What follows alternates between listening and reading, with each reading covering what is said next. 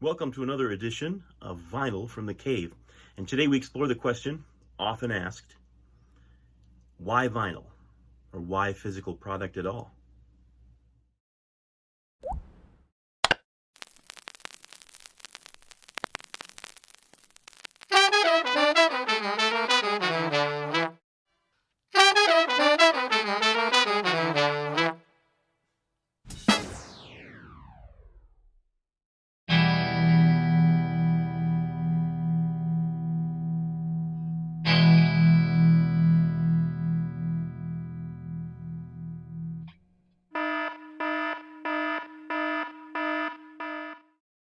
So I've been meaning to do an episode on this topic for quite some time. And I know it's been covered before. Final Guru has covered it. Channel 33 actually just covered it the day that I was thinking about putting this episode together on Sunday. I was going to do this episode. And then I wound up wavering for several days here because as I was getting that episode together, Channel 33 RPM put up, which is a great channel, by the way, but put up the same topic. And I know it's been covered maybe ad nauseum on a lot of the vinyl community channels. But then I thought, my perspective might be different from someone else's, and that might help someone else to understand why physical product, and specifically vinyl, is important, should be important to them if they like music and love music and good audio. And at least it could help them to understand why it's important to us, those of us that do care about it. So the more the merrier, that's what I say. Anyway, in this particular case. So on to the subject of why vinyl, or why physical product, because really that's the first question you have to ask. When so many people today will say something like, Spotify has everything. Why bother? Look at all that storage you need. Do you really need all that space? Just use your phone, etc., etc., etc. So I'm going to try to dig into my answers to those questions today, and hopefully add to the collective wisdom that's out there. And if there are any interested young music collectors or people seeking, what might be the path to take, hopefully this will explain, at least from my perspective, why physical product, and specifically vinyl, is important. So why physical product? It takes a lot of space. You need equipment to play it on. Why are you bothering with that? Can't you just use your phone and a nice docking station? Why not Spotify? What's wrong with YouTube? Don't they have everything? And succinctly, the answer is no, they don't. That's one reason. They just don't have everything. And I could pull a bunch of things from my collection right now, but I don't think I really need to prove it to anybody. Anybody who already collects records of any kind knows that everything is not on Spotify or any of the services. I lived through the digital download era, and now we're doing streaming, and I've done a little bit of both. Legal downloads, of course, back in the day, and now streaming, primarily YouTube. I also listen to a lot of podcasts, and I get a lot of interesting music that way, or find out about new things that way. I can find lots of new things by scouring the internet or listening to a podcast. But there's stuff that I have in my collection here, which, as I've said before, isn't even that big, that is not available online.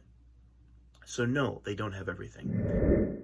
Well, Greg, you might say, you can't have everything. You're never going to live long enough to collect all the music there is in the world on physical product, so why bother? And that's true. But listening to streaming and podcast is not always going to provide the most satisfying listening experience for me as far as audio quality goes. We'll get into that a little bit later. But also, it's not going to have everything that I want to listen to. And yes, I will not live long enough to collect every piece of music there is in the world on vinyl or CD or anything else. But it's fun trying while you're doing it. And a really important aspect of this is I like to own my own music. I have seen over the years in media things change, and often major labels and media companies trying to sell me the same thing over and over again, to the point now where we had downloads, and then that was the wave of the future. Now all of a sudden downloads have disappeared, and we must stream everything. We have to pay a subscription fee for everything, whether that is a update to your software, which you used to buy and own, and now you have to subscribe to annually, or your music, which you're supposed to subscribe to, or your television, which used to be free with commercials and now you're supposed to subscribe to. It's just a little bit of, I don't know, I'm not happy with the idea of someone else controlling my listening. So yeah, someday, if I still have electricity during the zombie apocalypse, and I will, because we have generators out here, I can listen to my own music that I own. I own my own copies of what's in my collection. So that's important to me. I don't want anyone to be able to shut off the stream at some point, or you know what, you didn't pay your bill this month, or you didn't pay enough, or like Vinyl Me Please just did recently, we're raising the rates by X amount, so, get with the program or you're out. No, I want to own the music that I want to listen to, and that's what I've pursued for many years, and that's what you see all around me. So that's an important aspect of it.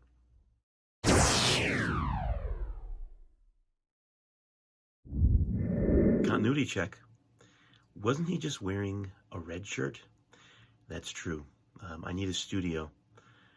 Barking dogs, giggling children, squeaking floors, and sliding doors sometimes interrupt the production of this show. So anyway, to carry on, why vinyl? If physical product is so important, why is vinyl the premium that everyone seems to be gravitating towards? Especially if we look at any digital format, CDs or files these days, and on paper, they smoke analog as far as specs go. There's no question. And that's true.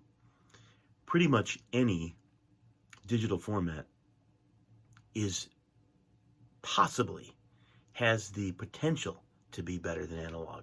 The problem is, and it's a very complicated mess that I don't want to get into in this video today because it's kind of beyond our scope a little bit, but the limitations of vinyl and the expansiveness of CDs and now, product-less digital formats have actually caused them to often be worse. You can Google the volume wars for yourself and see, what happened from the 90s until just a few years ago as far as CD production, and also, mastered for iTunes and all those sort of things. And you can also learn about the early years of CD production where they really didn't know what they were doing. But a lot of digital music doesn't sound good when it should, but it doesn't. So because of the limitations, and there are some severe limitations to analog recording and vinyl in particular, but because of the limitations and the fact that they had more than half a century to really, almost a whole century if you include Edison's inventions, which weren't really vinyl, but, shellac records and the products before that all the way up through the entire vinyl era, the original era. They had about a century to really perfect that technology and get the most out of that process. So records are generally, you can have some cheap sounding records too, believe me, but records are generally better than a lot of digital sources. The sound, that is probably something that should be the biggest reason for most record collectors, music fans who understand vinyl or audiophiles. And yes, there are lots of possible problems with that, but weighing everything equally, vinyl, I think, comes out on top. I'm going to get a lot of comments probably about that. We could do hundreds more videos about all the processes involved in digital and analog production. I don't want to get weighed down with that right now, but vinyl for me is probably the best sounding overall on average, even though the specs say digital should be better.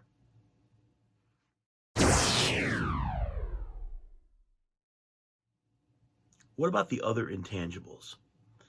Well, there is an entire experience associated with vinyl that I think is valid. Of course, I grew up with it, and lots of other people did, and that was the way we listened to music. And of course, a lot of the more modern formats are more convenient. But I love big artwork and photos that I can see.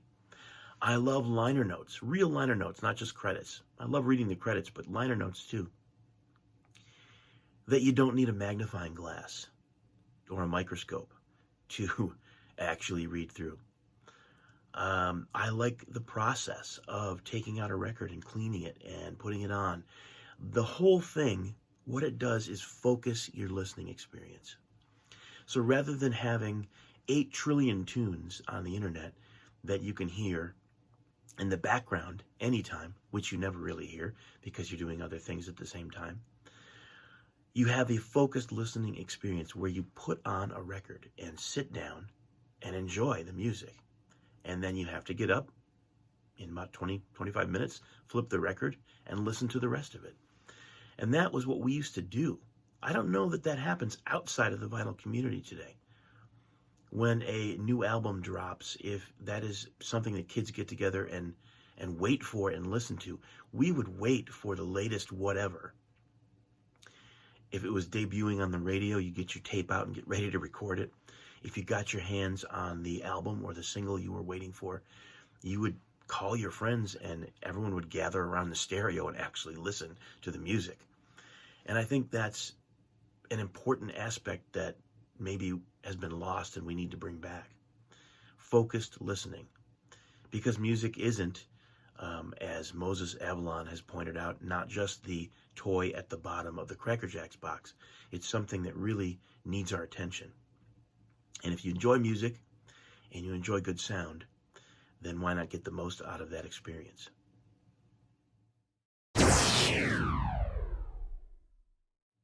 Another important aspect of collecting, music collecting specifically, but any type of collecting, is the hunt. And many of us know the thrill of actually finding something in a stack of garbage. And by that, I mean not literal garbage, although that's happened too, but searching a Goodwill or a Savers or a flea market and going through pounds and pounds and boxes of Jim Neighbors records to find something you were looking for or you weren't expecting but was there. It's just a great feeling. Going from record store to record store to see what they have and what you can get a deal on. That is an aspect of the experience, not the whole experience, but it's an aspect that is fun and part of the hobby and the avocation of collecting music. Can I find it? Can I find it in good shape? Is it going to be reasonably priced, something that I can actually afford? That makes it exciting.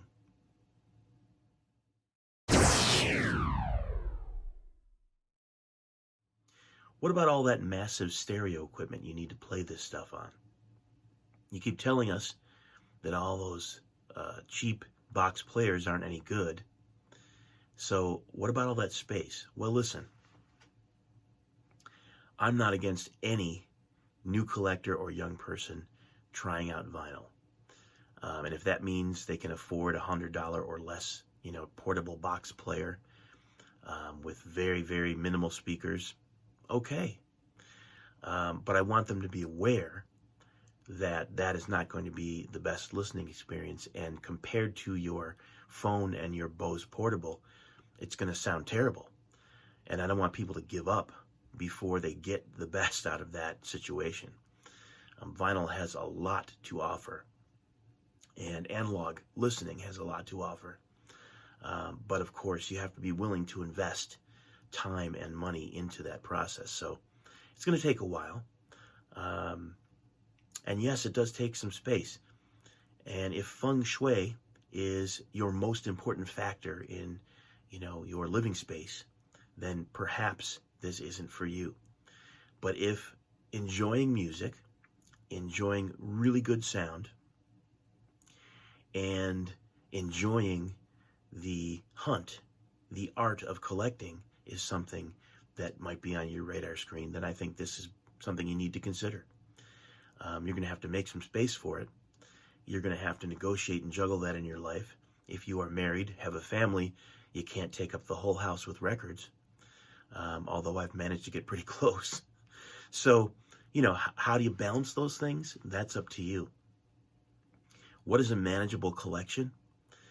What can you actually listen to that's not just sitting there taking up space? Again, all that's up to you.